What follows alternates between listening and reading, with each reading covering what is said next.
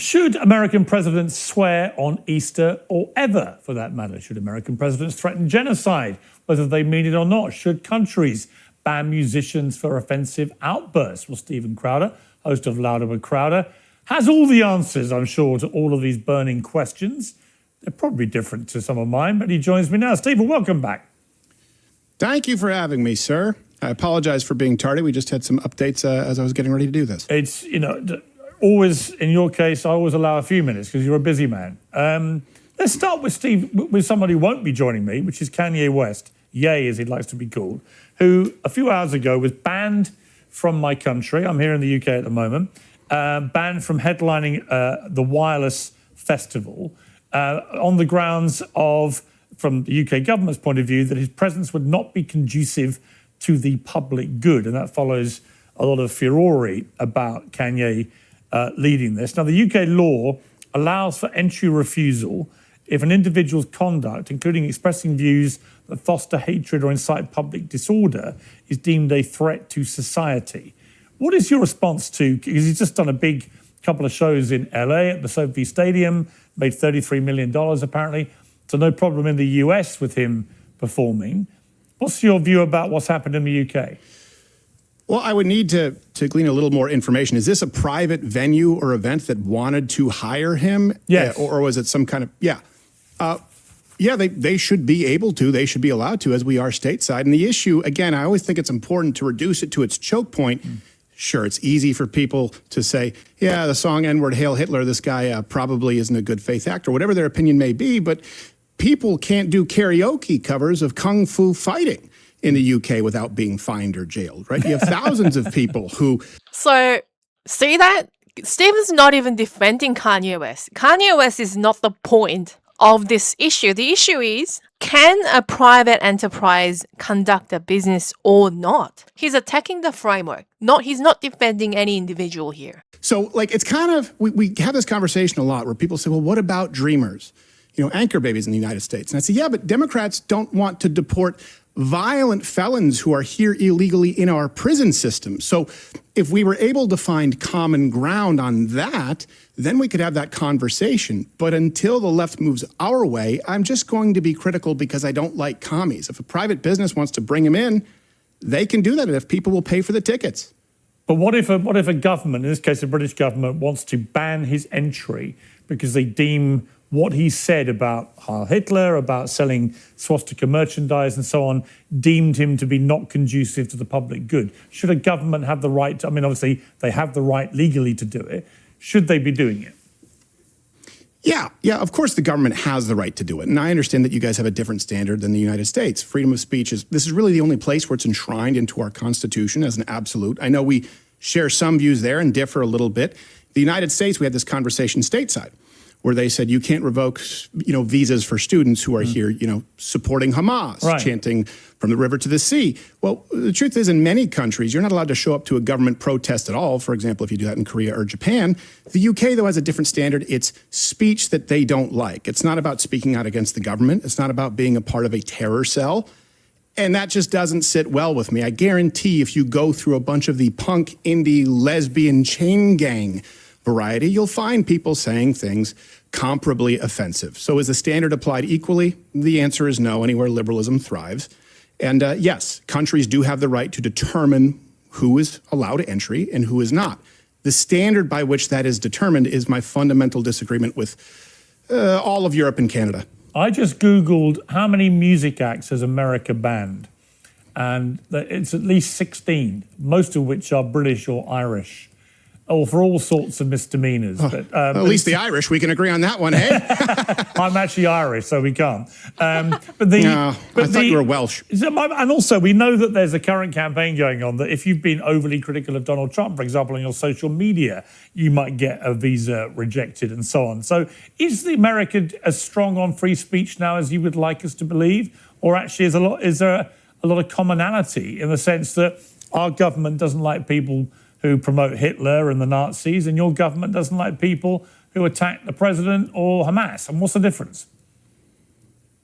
Yeah, well, you'd have to provide me with some evidence that people are being denied entry simply for posting a mean tweet toward Donald Trump. I haven't seen that. If that's the case, I Yeah, I haven't seen that. I haven't heard that. Have you?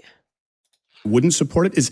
Is that the situation? Because I've not seen from that. That would August be news to me. 2025, the administration began scrutinizing applicants for what it terms anti-American activity. This includes ideologies or views that despise the country or promote values hostile to its stability. I mean, it's a very wide-ranging thing, and apparently people had been rejected because they were being overly critical of Trump.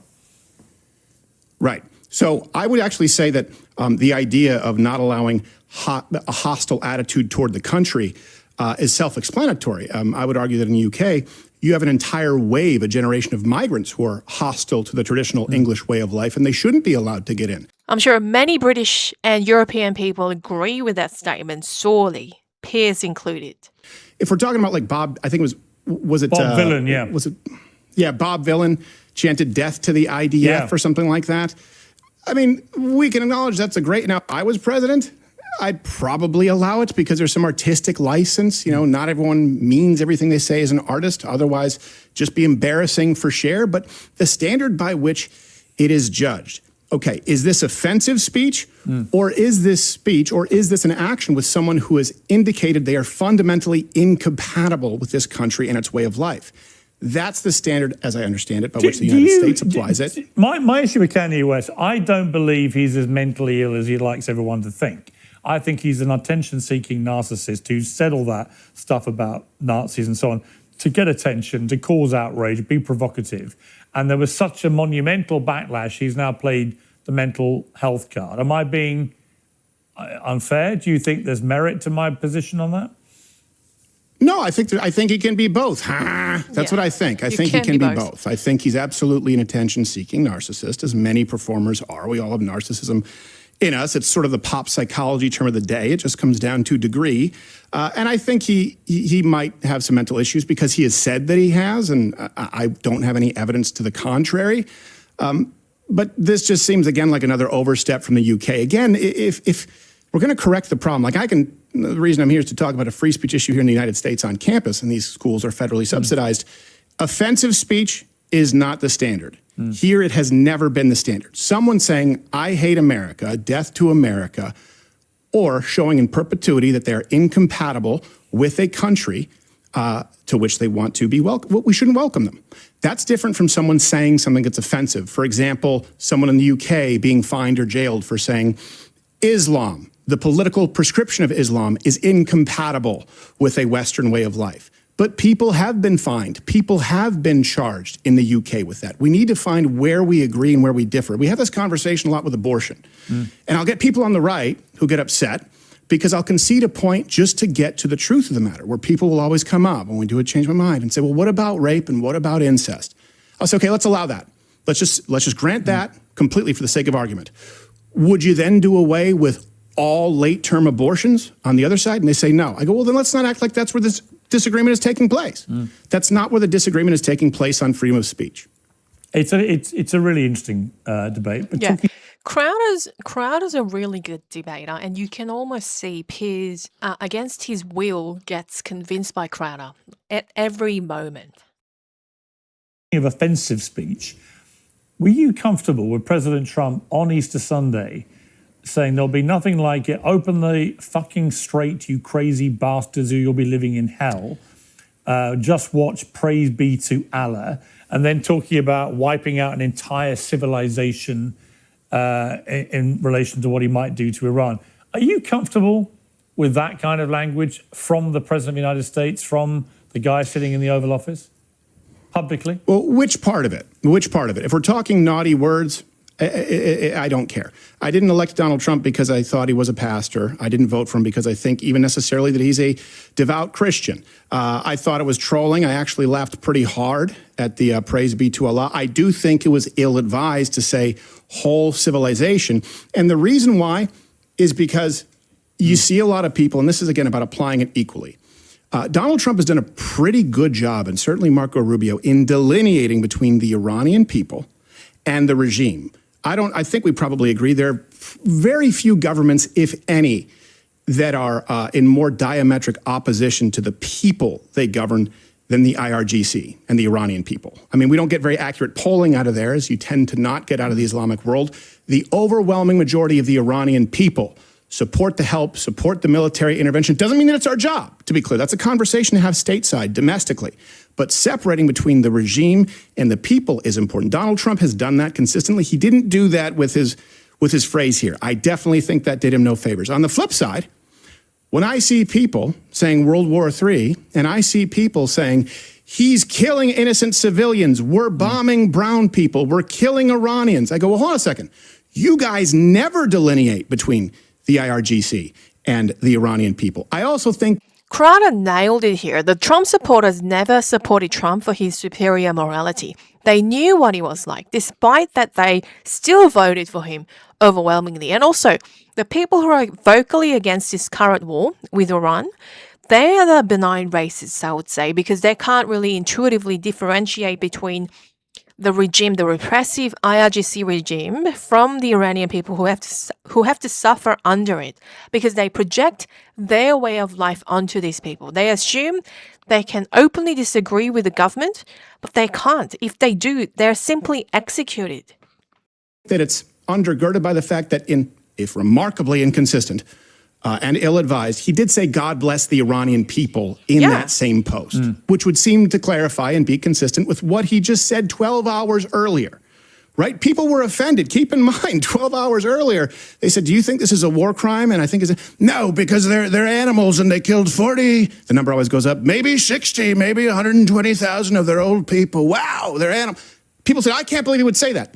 But he did say, no, targeting military sites, targeting strategic infrastructure to do away with a totalitarian and I would argue evil, satanic regime, the IRGC, is not a war crime because the people want it and support it. Doesn't mean that it's so Stephen, legitimate. where does it sit with, Yeah. Trump, obviously the campaigner in 2024 was absolutely emphatic. I will not drag America into any more senseless wars, particularly in the Middle East.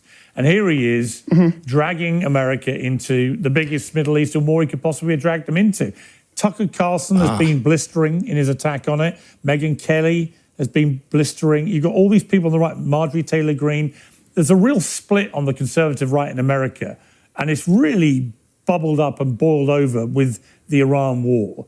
Why do you think that is? Why? I mean, if you go back 20, 30 years, there would have been complete unanimity about a Republican strike of this nature. There would have been no split. But there's a real split here ideologically between what people believe they thought they were voting for and what they think they're getting from Trump. Yeah, well, I don't think there's as big of a split with the voter as there are commentators. For example, my perspective has been I supported the strike on the enrichment facility. And I said, give this 3 months. And then I'll have to reassess it because I know there's information that I cannot have on Iran as it pertains to national security. I would say that would be due largely to their own ignorance because anyone who thinks that Donald Trump has been anything other than consistent, going back to the 1980s, which is kind of a marvel, the only reason we're able to have this long of a consistent track record for any president is because he was a celebrity. He's always said Iran cannot have a nuke. They will never have a nuke. That was what he said that day of that famous escalator ride. It was part and parcel of that speech. So anyone who thinks that Donald Trump being tough on Iran is a betrayal is simply uneducated and didn't listen to him. And you could also argue. Yeah, I think this is key. And I think there are two reasonable sides on this issue. I don't think war criminal. I don't think genocide is one of them. You could argue that he's ending a 47-year war, and it's right in line with his promises. That's right. When I hear people say, why would we strike Iran? They've never done anything to us. You hear that a lot. Many, many, many Americans, hundreds, if not over 1,000, depending on the numbers, and they've pledged to kill many more. It comes down to that discussion and when you want to deal with this issue. Anyone can say, I'm against this. I don't like it. Of course, and I think there's a reasonable position to hold.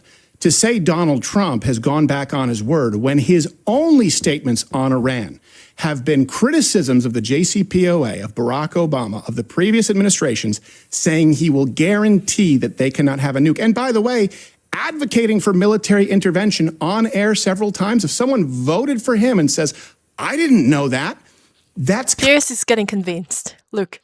Kind of on them, and then I would say let's bring the conversation back to where there's a reasonable disagreement. Doesn't it just seem This is the kind of thing that would be a geopolitical disagreement that you would hear about in debates. Now you have people saying invoke the 25th for him doing exactly what he said he would. One of the people saying that is an old friend of mine, I joke, who actually tried to get me deported from the United States, Alex Jones. He's actually been on your show, and he said this. How do we 25th Amendment his ass? The problem is to get the 25th Amendment is harder than impeachment. You have to get 2/3 of the House and 2/3 of the Senate. So what do we do? Tackle Trump and pretend, let him pretend he's president and publicly report that he's going through a health issue and Vance take over. It literally needs to be something like that. It's that bad.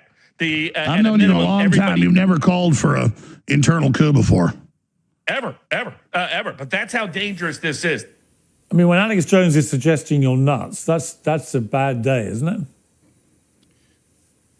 Well, like you said, it's Alex Jones suggesting you're nuts. Is that a bad day? I couldn't disagree with him more on that. And here's the thing. Yeah. All right. Those 25th his ass. And the alternative? When I hear people say there's no difference, I think it's one thing to criticize Trump and disagree with Trump, but very abruptly, all these talking heads who used to be Trump fans now saying let's get rid of him using impeachment or the 25th Amendment, I think that's a bit abrupt. There's more to it than what we see. What are your thoughts? Leave down in the comment section. order has been secured to the tune of anywhere from 96 to 99%, depending on the metrics that you want to use. Many Americans were single-issue voters, and that was a single issue. The other was the economy. Most Americans were two-issue voters. So to be clear, they're not the same. And if people are, it does come down to a binary decision. Okay, J.D. Vance, very flawed. Get it. Everyone is. No one gets the perfect candidate they want. Let's say it's Rubio, flawed. Or your choice is Kamala Harris, Gavin Newsom, Gretchen Whitmer. And I can already hear what people are saying, you're just trying to put us in the binary, man. Or we could do a parliamentary system, which is an unbelievable failure. Sorry, no offense to you, but I was raised in Canada, and I think it's silly that you can have someone elected with 30-something% of the vote, in some cases less. People need to be really careful about what they're looking for, because the decisions, the choices they're making now do affect that outcome. And there will be a return of woke. You will have biological men in women's sports. You'll have biological men in women's locker rooms. You will have deplatforming, and you will have socialism light, best case scenario, if no alternative is presented. Because what I hear from these people is not working within and correcting the system, which does have a self-correcting mechanism. You know, we have primaries. We have the ability to generate actual feedback. I would say Donald Trump is usually pretty intent to listen compared to a lot of previous presidents. That's one of the downsides. He's very accessible on social media. Or the alternative. But I don't for a second believe that Kamala Harris and Donald Trump are no different. I don't believe for a second that whether it's Rubio, Vance, or Gavin Newsom, whoever's in the polls right now, the Kalshi sheets, I don't believe that they're even remotely similar. And I would vote for Donald Trump again, and I hope that these people would say the same. But I don't know that they would. I mean, I heard Tucker Carlson, for example, and this is just a criticism of the actual point. He said, to mock someone's religion is to mock, or to mock someone's faith, I don't want to misquote him, is to mock faith itself. That's goofy, silly, dum-dum talk, and I don't agree with it. I completely agree with Crowder here. Tucker, something's changed. Something's badly gone wrong with Tucker recently. I don't agree with it. The mention of Gavin Newsom, according to Polymarket, Newsom is the red-hot favourite to be. Stephen Crowder won this one on multiple fronts, and I think even Piers knows it. Do you agree? Well, since the war began, I keep coming back to Crowder because he has the most measured and considered perspective. He was never a flattering sycophant of Trump, and I think that matters. And now, equally, he's not also advocating for his removal. Well, share your thoughts down below in the comment section. It's Peacemaker. Look after yourself. See you on the next one.